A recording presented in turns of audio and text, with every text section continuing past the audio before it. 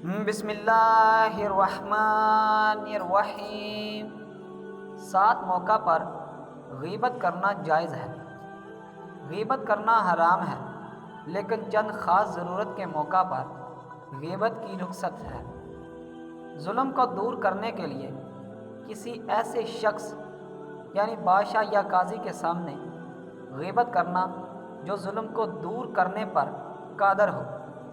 شرعی حکم معلوم کرنے کے لیے مفتی کے سامنے غیبت کرنا جائز ہے، لیکن نام کو چھپانا بہتر ہے، یعنی کہ فلاں شخص ایسا کام کرتا ہے تو ایسا کام جائز ہے۔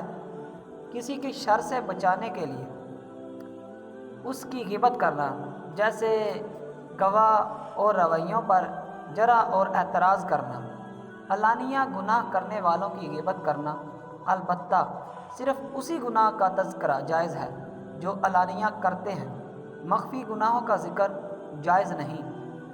تعارف کی غرض سے کسی کے عیب کو ذکر کرنا، جیسے کانا، بہنگا وغیرہ، یہ اس صورت میں جائز ہے کہ اس کے بغیر تعارف ناممکن یا مشکل ہو۔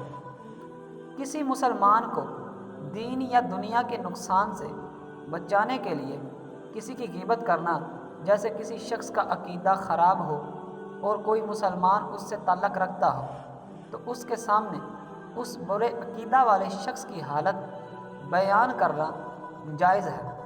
کسی کے ساتھ معاملہ کرنے، مثلاً نکاح، معاملات یا سفر کے بارے مشورہ کرنے والے کے سامنے اس کی غیبت کرنا یعنی حقیقت واضح کرنا جائز ہے۔